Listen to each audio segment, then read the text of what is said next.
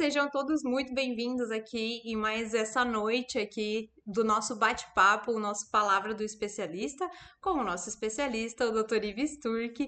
E na noite de hoje nós vamos encerrar esse primeiro ciclo de lives, né, do nosso Palavra do Especialista e vamos trazer os principais tópicos abordados sobre o tratamento das hemorroidas. Então, boa noite, Dr. Ives. Boa noite, Bianca. Boa noite a todos. Hoje a gente vai fazer o famoso resumão. Isso, a gente vai trazer aqui todas as perguntas que foram mais importantes e também aquelas que foram polêmicas, né, doutor Ives? Os assuntos, né? A gente quer abordar os assuntos, o que as pessoas ficam sempre em dúvida. Então a gente vai dar uma passagem rápida por tudo, mas assim, vai ser uma coisa bem superficial e quem quiser se aprofundar, procura os outros vídeos. Verdade, faz uma maratona aqui no nosso canal. Então vamos lá, para a gente iniciar, doutor, sobre as origens e as causas das hemorroidas. Isso é um assunto até legal, porque as pessoas falam assim, poxa, mas por que eu estou tendo hemorroida? Porque né? Na realidade não é porque você, é por causa da tua genética, tá? Então, a origem da hemorroida é uma origem genética, você traz essa herança da família, aquela história, minha avó teve hemorroida, minha mãe e eu estou tendo, entendeu? E aí tem os fatores que aumentam as chances de você ter mais, né?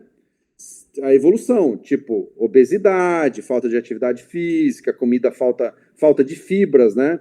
Então, essa origem da hemorroida é bom o paciente saber, porque se ele tem a origem genética, ele tem que cuidar do sobrepeso, da alimentação, da higiene, que a gente vai falar depois. Então, são esses aspectos que o paciente tem que saber, né? Então, assim, a genética é o que mais chama atenção das hemorroidas. Sim, doutor. Então é importante a gente frisar que, mesmo que elas ainda não tenham aparecido, pode ser que em algum momento elas possam vir a aparecer. Então, por isso que é importante ter todo esse cuidado previamente, né?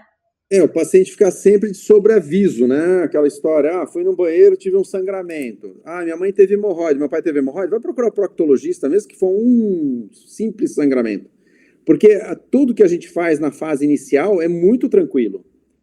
Tudo que você escuta na internet, pessoas relatando que fez cirurgia da hemorroide, que sofreu muito, são pacientes, primeiro, que provavelmente fizeram a cirurgia tradicional. E segundo, são pacientes que deixaram evoluir. Esses pacientes, eles não contam a história certa. Eles não falam que faz 20 anos que tinha hemorroide, que só agora resolveu fazer a cirurgia. Eles postam, e essa postagem, que eu digo uma postagem errada, acaba afugentando outros pacientes de ter diagnóstico. E esses que vão ser afugentados vão voltar com um problema mais sério. Sim, o que eu vejo o pessoal comentando na rede social é que tem muita gente que ainda acredita que só o uso de uma pomada, alguma coisa ali já resolve, só o tratamento clínico, né, doutor? É incrível, né? Mas as pessoas, infelizmente, ainda utilizam disso, utilizam ervas, utilizam. A gente fala assim, tipo, como se fosse assim uma perfumaria, né? Mas, infelizmente, isso aí só atrasa o diagnóstico, só atrasa para a resolução do problema. Sim, aí o que dava para resolver fácil acontece aqueles vídeos ou aqueles relatos que viralizam do pessoal reclamando muito, sofrendo muito, né? Aí chega até esse ponto, né, doutor? Então, Com certeza. o quanto antes procurar, melhor. Doutor, a segunda questão aqui é sobre a evolução das hemorroidas. Então, explica um pouco pra gente sobre não exatamente isso que eu acabei de comentar. A pessoa acha que teve uma crise ali, ela vai na farmácia, compra uma pomada, passou e aí ela acha que já resolveu. Mas na verdade elas evoluem, né? A gente fala, não é que nem a teoria de Darwin do evolucionismo, mas ela evolui, a gente não sabe, não tem como predizer para o paciente em quanto tempo ela vai evoluir, porque tudo vai depender da vida dele, a maneira que ele come, a maneira que ele faz atividade física, se ele está gordo, se ele não está gordo, obeso, né, ou não. E aí o que acontece, na realidade? A partir do momento que você está com uma hemorroida e o médico fala, tua hemorroida é em fase inicial, grau 1, um exemplo, ela vai evoluir para grau 2, para grau 3, para grau 4, para grau 4. O que tem lá nos Estados Unidos, inclusive, é o que faz mais estudo, né? A gente acaba não tendo essa parte de classificação e de diagramas e tudo. o que acontece na realidade? Nos Estados Unidos, eles têm notado que os pacientes acima de 50 anos que tinham a genética da hemorroida, todos estão desenvolvendo a hemorroida de uma forma mais agressiva no sentido de ter mais sintomas. E aí tem que procurar cirurgia. Mas o legal não é você deixar para operar depois dos 50 anos. É resolver antes e também não deixar a evolução. Como ela é evolutiva, que foi o motivo do questionamento, você não tem tempo bom. Você pode ficar estacionado num grau 1 um tempo, daqui a pouco vai para o grau 2, você fica mais um tempo, mas ela vai evoluir, ela não vai ficar estacionada. Esse é o ponto que a gente sempre fica batendo na mesma tecla. Começou a ter crise de hemorroida, começou a ter problema, acho que tenho, procura o profissional. Sim. E, doutor, para descobrir qual grau a hemorroida, tem que fazer o exame de anoscopia, né? Isso, de anoscopia. Inclusive, essa semana passou até uma paciente que foi. Sempre a gente falando a mesma coisa, mas hoje ela falou, né? Que ela estava fazendo, porque tem histórico de câncer na família, então ela está fazendo uma sequência de colonoscopias. Então ela estava fazendo, inclusive, ela não fazia nem o protocolo, é mais ou menos assim, ela a cada 2 anos ela fazia uma coluna. Ela passava, pede uma coluna, doutor, porque na família câncer, não sei o que, papapá. E ela veio comigo e ela falou, doutor, eu estou com os exames da última coluna, que eu fiz agora, inclusive início do ano, tá tudo normal, mas eu estou meio preocupado que eu estou tendo sangramento. Aí eu pedi a anoscopia. E aí a anoscopia veio recheada de problemas. Hemorroidas, plicomas, um monte de coisa. E então ela falou, mas eu não fiz o exame. Não, você fez o exame do intestino, não do ânus. Então, se ela tivesse feito colonoscopia com anoscopia, ela teria já resolvido esse problema mais cedo.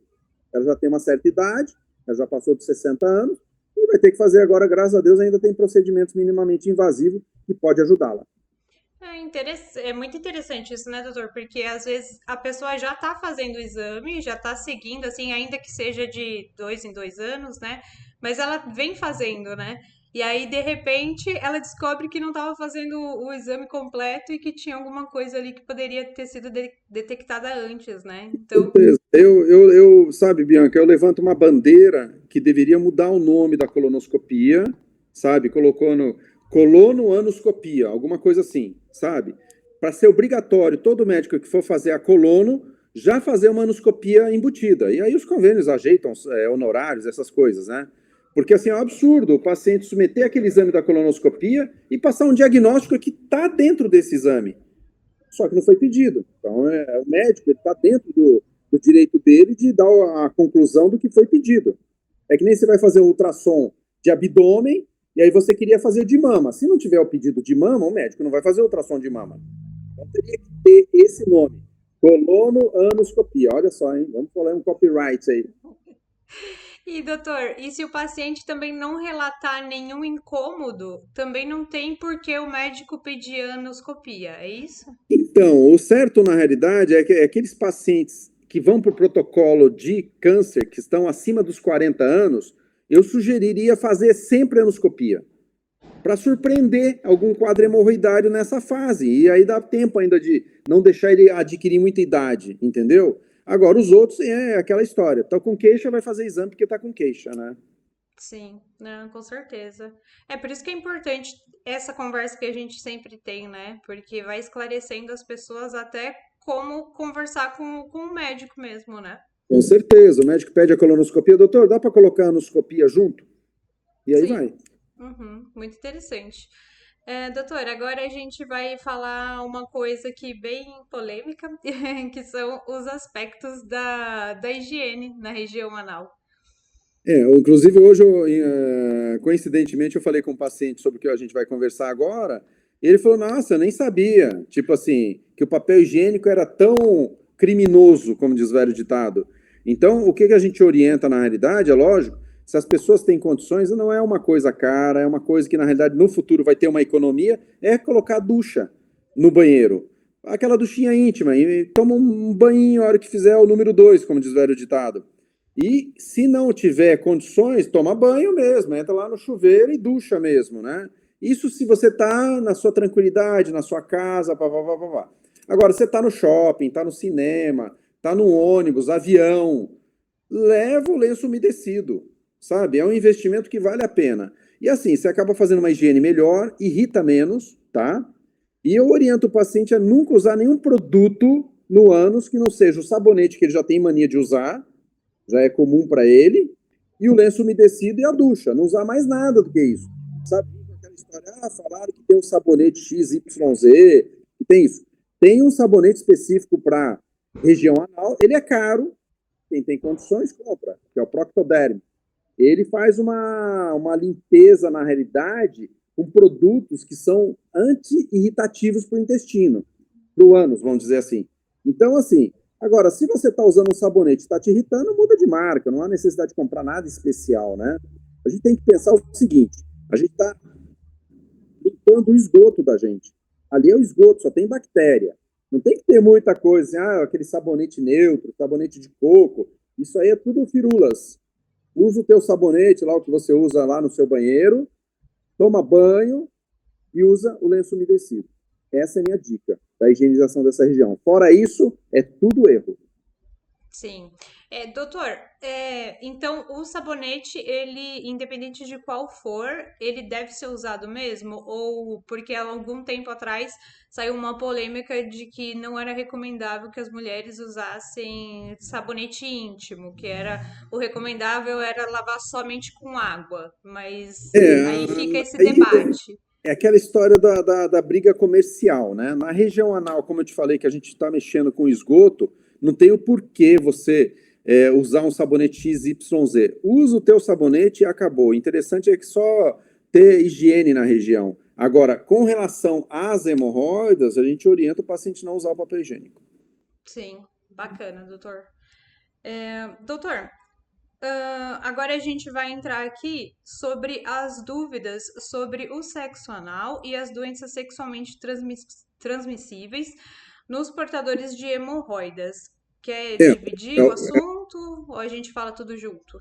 Vamos falar tudo junto, na Tá. realidade, né? Porque, assim, o paciente que tem hemorroida, tanto o lado feminino, masculino, mas que tem o hábito de ter o sexo anal, ele tem que pensar o seguinte, de novo, a gente está trabalhando no esgoto, é muita bactéria. Então, quem for fazer o sexo anal, o ativo da história, tem que usar preservativo e tem que ter lubrificante, tá? Quando você tem hemorroidas e você está praticando um sexo anal sem preservativo, as chances de você pegar a doença são mais fáceis. Por quê? Porque aquela região é muito vascularizada e quem tem hemorroida, aquela região ela sangra muito fácil. Então acaba trocando muita célula. Então, as doenças sexualmente transmissíveis são mais frequentes no sexo anal. O sexo vaginal, tudo bem, você pode pegar um HPV, você pode pegar, mas no sexo anal a troca de celularidade é muito grande.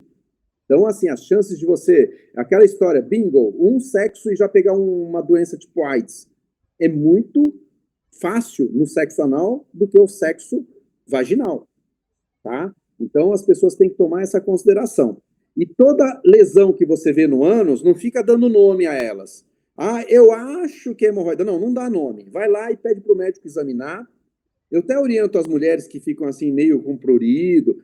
Por exemplo, você vai na minha clínica, eu não vou te examinar sem estar com a minha enfermeira do teu lado. Tá? Eu vou te deixar numa condição melhor. E se eu for fazer algum exame invasivo, vai ser tudo com sedação.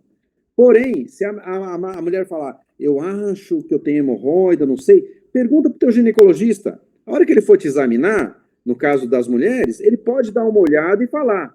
E do homem que não quer passar pelo proctologista de cara, ele pode perguntar para o urologista, que ele vai fazer lá o exame da próstata. Ele já fala, escuta, doutor, você acha que eu tenho hemorroida, alguma coisa? Estou vendo algumas coisas aí, procura o proctologista, ou o ginecologista fala assim, olha, eu vi umas lesõezinhas aí, vai ver o que é isso, pode ser HPV, pode ser uma verruga qualquer, que não seja HPV, pode ser um sífilis, pode ser uma doença hemorroidária mesmo. Quer dizer, são infinitas as possibilidades e que o médico vai ter capacidade de te ajudar nesse aspecto e tratar. Sim, bacana. E aí, doutor, eu vou trazer aqui, aí é uma observação minha que eu sei que o pessoal comenta e que a gente já comentou aqui que é tabu também, que é o sexo anal causa as hemorroidas. De novo aquela história, a hemorroida ela é genética, então se você pegar um grupo de pacientes homossexuais ou mulheres que praticam sexo anal, você vai ver que nem todos têm hemorroida. Vamos colocar assim, por cima, 10% dessa população tem hemorroida, mas é 10% seria uma suposição minha, tá? Por quê? Porque, na realidade, aquele paciente que tem o sexo anal e tem hemorroida, a hemorroida não é do sexo anal, a hemorroida é da genética dele. É lógico que se ele tiver em crise hemorroidária ou se tiver alguma complicação, ele pode piorar esse quadro hemorroidário através do sexo dele, tá? Do sexo anal.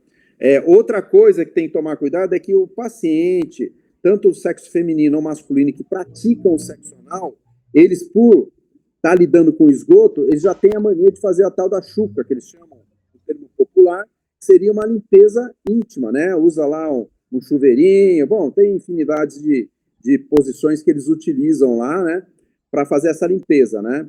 E aí, produtos, na realidade. E aí, o que acontece? Se começar a fazer essa limpeza muito frequentemente, você pode ter quebra também de lactobacilos da região, você pode mudar pH, quer dizer, a coisa começa a alterar nesse aspecto, você pode ter incômodo e pode tirar uma coisa muito importante, que é o reflexo evacuatório, né? Aquele reflexo que você tem, tô com vontade de ir no banheiro, aí você vai, você segura, tal. Você começa a usar muita coisa ali dentro do ânus, tipo, jogando muito líquido, toda hora se lavando, você pode perder esse reflexo também, ou ele se tornar um pouco mais sensível. Caramba, Ou seja, às vezes traz consequências, né, desagradáveis, né, doutor? Aquela velha história, se fizer as coisas com orientação e prurido, talvez não tenha tanto problemas. Sim, Mas não dá para garantir. sim, é o corpo humano, né, doutor? Não dá pra saber como vai reagir, né? Não é Cada um é de assim, um jeito. exato, fala, né? Doutor, agora a gente pode entrar no aspecto nutricional e os alimentos, né, versus a crise hemorroidária? Uma coisa interessante, né? Já vem aquele mito, né? Pimenta dá hemorroida? Não, pimenta não dá hemorroida. A gente já falou isso em outros lives. A pimenta é absorvida logo no início do intestino, lá em cima, depois do estômago, na região do duodeno ali, naquela região ali. Então, mas você fala assim, ué, mas sempre falaram, mas falaram, a gente vai operar o Nordeste inteiro, porque todo mundo come muita pimenta lá. Nordeste, Centro-Oeste. E nem todos têm hemorroida lá, só tem os genéticos, né, que a gente fala. Então, o que acontece na realidade? É lógico que se você comer um prato com muita pimenta, você não está comendo a pimenta, você está comendo um prato, tipo uma feijoada, uma costelada, alguma coisa que tenha muito também gordura. Isso vai fazer, e outra, bebida, vai tomar bebida alcoólica, então a pessoa acha que só foi a pimenta, mas ela comeu uma feijoada e tomou uma pinga junto, ou tomou uma cerveja ou um vinho. Então, assim, tudo isso aí favorece o teu intestino funcionar de uma forma mais rápida. E isso, para quem tem hemorroida, pode gerar uma crise. Tá? Então, assim, o aspecto nutricional da hemorroida é o seguinte: coma bastante fibra, mastigue bem os alimentos para fazer uma boa digestão e faça atividade física. Se unir os três, a coisa melhora muito no aspecto de ir ao banheiro, na qualidade das fezes, a gente quer dizer. Tá? Então, assim, você tem que ir no banheiro com uma certa tranquilidade. Não pode estar ressecado e também não pode ficar falhando os dias. Por exemplo, hoje eu não fui no banheiro. Aí amanhã você não vai de novo, no terceiro dia vai estar ressecado. Então, quando você falhar um dia de ir ao banheiro, coma mais fibras. Tem fibras que é vendida em farmácia também, que a gente orienta, que são fibras, digamos assim, naturais e que não vão dar problema para o intestino. A gente só pede para o paciente tomar cuidado. Ele fala assim, nossa, faz 3 dias que eu não vou no banheiro. Aí ele vai lá e toma um Lactopurga, um Ducolax, um desses diarreicos. Esses remédios são feitos para fazer exames, para preparo de exame, não é para ficar tomando no dia a dia. Senão você pode ter uma crise hemorroidária tomando um desses remédios laxativos. Então o que a gente fala é para sempre tomar bastante prurido. E a alimentação é aquilo, é aquele beabá, verdura, frutas, hidratação é muito interessante no aspecto nutricional também, tá? Para você beber bastante água para hidratar o intestino.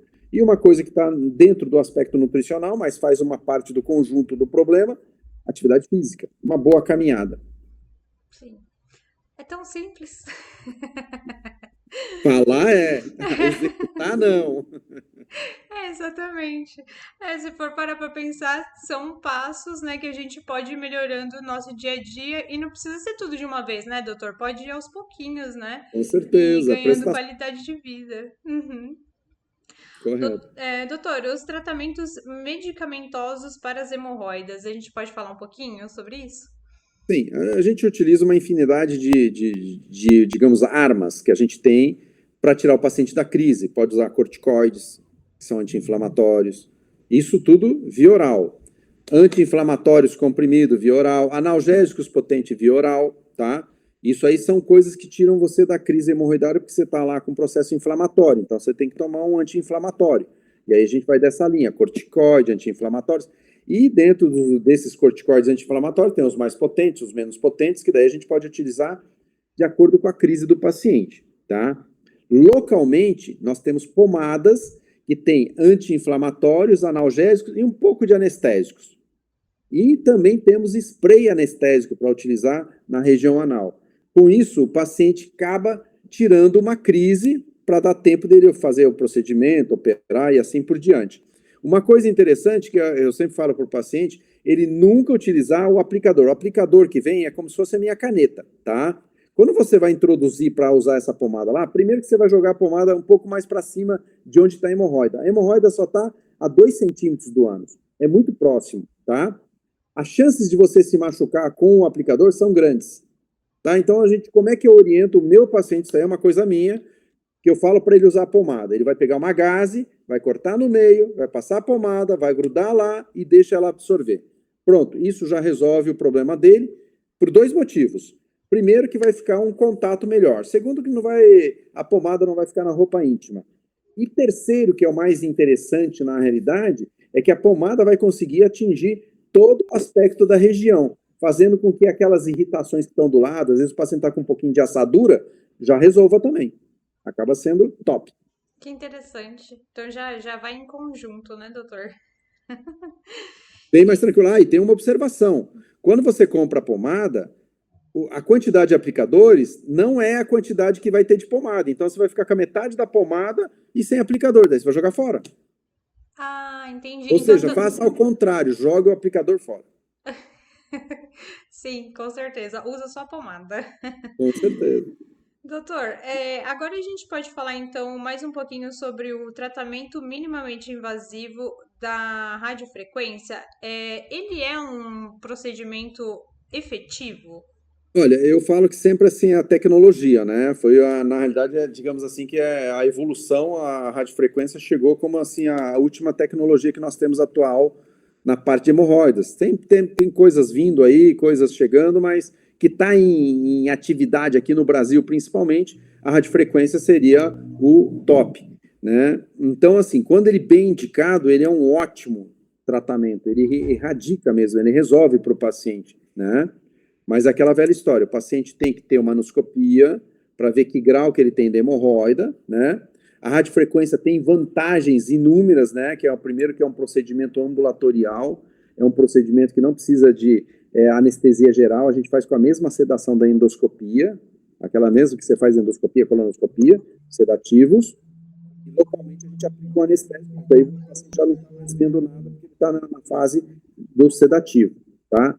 Ele vai embora andando do day hospital, a gente faz em day hospital, e outra coisa, ele também, na realidade, ele pode voltar às suas atividades muito rápido, tá? Em média, 2 dias, ele já está começando a voltar às atividades normais dele, indo ao banheiro e tal. Tem alguns pacientes que a gente fala que tudo, na realidade, tem os seus viés, porque assim, tem paciente que tem muito componente externo, aí você faz a radiofrequência, é um pouco mais arrastado, mas nada se compara à cirurgia, nada, né? E, primeiro que não tem corte o procedimento é uma aplicação interna de um aparelho que emite a radiofrequência, como se fosse fazer assim uma cauterização das hemorroidas, tá? Então, assim, é um procedimento que você faz hoje e a evolução dele é em 30 dias, é o período. Então, assim, você faz hoje, amanhã você já está fazendo as suas coisas, mexendo na torre do computador, já dá para dar uma saída de casa. Se realmente você estiver se sentindo bem, já pode voltar a trabalhar no dia seguinte, tá? Atividade física a gente pede 1 semana. Só que, assim, no período de 30 dias que vai ser a evolução. Então, ele vai começar assim, estou bem, até chegar no ótimo, tá? A única coisa que a radiofrequência não resolve é quando o paciente tem muito prolapso, aquelas hemorroidas toda, a gente brinca que o pessoal utiliza o termo couve-flor, sabe? O paciente tem aquela couve-flor. Aquilo lá, na realidade, tem que se usar métodos cirúrgicos mesmo, que a radiofrequência não mexe naquilo. Mas eu diria assim, vamos supor, de cada vamos supor que 80% das hemorroidas, a radiofrequência tem uma ação ótima, tá? E sem falar que é um procedimento minimamente invasivo para o paciente, né? Isso com relação à dor, com relação a retorno às atividades e com relação também à parte clínica. Já que você não tem que fazer uma anestesia, ficar internado no hospital, você não precisa, às vezes o paciente tem muita idade, ele pode fazer o procedimento da radiofrequência, a não ser que ele tenha alguma contraindicação muito grande para fazer um sedativo tipo da endoscopia. Mas se ele, vamos supor, um paciente de 80 anos hoje faz endoscopia, colonoscopia, né? Então, assim, não tem o porquê ele não se submeter a um procedimento que vai resolver muito a vida dele, né? Eu já fiz procedimento em paciente de mais de 80 anos, foi um sucesso e o paciente falou assim, olha, a minha vida teve 2 viés, um antes e o depois. Então, assim, eu diria que é um divisor de águas, né? Isso foi as palavras dele que eu fiquei muito feliz, porque ele era um paciente que ele estava assim, ele não tinha condições cirúrgicas, cardiologista contraindicava, porque ele tomava muito remédio, e aí ele ficou ouvindo falar da radiofrequência, e essa história deve ter o quê? Uns 4 anos atrás. E há 4 anos atrás ele me procurou e a gente acabou fazendo o procedimento e deu tudo certo. Então, assim, os procedimentos minimamente invasivos, hoje, na realidade, a medicina está evoluindo para isso, evoluindo para novas tecnologias, né? Antes a gente utilizava uma frase que era horrível, né? Grandes incisões, grandes cirurgiões. Hoje não tem mais essa frase. Essa frase é da minha época de residência, né? A gente sabia que se a gente fez uma incisão grande, fez uma cirurgia, é porque a gente era um bom cirurgião. Hoje é o contrário, né? Cirurgiões bons, minimamente invasivos. Deixa o mínimo de marca, né, doutor? Que Tanto bacana. marca física quanto marca emocional, que esse que é o Sim, pior, sim. né? Então, é interessante, né, até o senhor abordar essa questão de, é um paciente que não poderia fazer uma cirurgia, mas ele poderia fazer o Rafaelo, né, a radiofrequência. Isso, a radiofrequência tem esse divisor de águas de pacientes muito complicados também, né? É lógico que se o paciente, que nem esse paciente de 80 anos, a gente pediu um aval do cardiologista, né? É que nem quando você vai fazer uma endoscopia, colonoscopia, você tem muita idade, é lógico que parte do princípio que precisa ser avaliado pelo seu médico clínico, cardiologista, quem te acompanha, né? Mas, na realidade, eu não tive nenhuma negativa de fazer radiofrequência até hoje. Apesar que eu não tive nenhum paciente assim muito grave, aquele paciente, já infartou 3 vezes, já tem stent, já tem um monte de considerações, porque a sedação, ela implica não ter complicações, uma sedação, desde que feito no ambiente adequado. E a gente só faz o procedimento da radiofrequência em ambiente de day hospital, que é aquela clínica aparelhada como se fosse um hospital. Ela tem até anestesia geral, faz tudo dentro dessa clínica. Então, a gente tem todo o recurso, apesar que eu nunca precisei usar, graças a Deus, mas se precisar, você tem que ter aquilo lá do teu lado. Eu falo que é que nem assim, meu carro está com pneu zero, nunca furou pneu, então eu vou jogar o step fora? Não. Uma hora você pode ter que usar, pode ser que você não use nunca, mas você precisa ter o step. É mais ou menos assim que funciona. Doutor, eu encerrei aqui as minhas perguntas que eu tinha selecionado. Tem mais alguma coisa, mais alguma consideração para trazer aqui para o pessoal, nesse pente fino aí, nesse resumão? É que eu acho que assim, a gente acho que foi bem abrangente, né? E a lógica é de uma forma bem simples, uma forma para o paciente e as pessoas que estiverem ouvindo a gente entenderem bem esse aspecto, né? Eu não me aprofundei em nomes e técnicas médicas, porque senão isso aí acaba confundindo muito o paciente, a gente usa muito termos, apesar que às vezes aos poucos a gente acaba confundindo, a gente fala assim, aquilo que fica para fora e a gente usa o termo prolapso, né? Mas eu acabo consertando na hora, porque realmente os termos médicos são termos profissionais, termos de uso nosso, tá? Mas eu queria realmente, junto com essa live que a gente está fazendo, Bianca, é passar para o paciente de uma forma simples, mas que ele compreenda e que ele sabe que tudo tem jeito, tudo tem tratamento, mas para ele não deixar a coisa evoluir, tentar ser assim, bem assim, prudente com os problemas dele. E a gente está aqui à disposição, tem as lives todas para todo mundo dar uma maratonada aí, né? Porém, a gente vai fazer novas etapas, a gente finaliza a primeira etapa e já vamos programando a segunda etapa. Então, todo mundo aí fique ligado aí no canal que a gente vai voltar e sempre com assuntos bons. Exatamente. Então, eu quero deixar esse recado, né, para quem está assistindo a gente, que é isso. Como o Dr. Ives falou, a gente vai dar uma pausa aqui, né?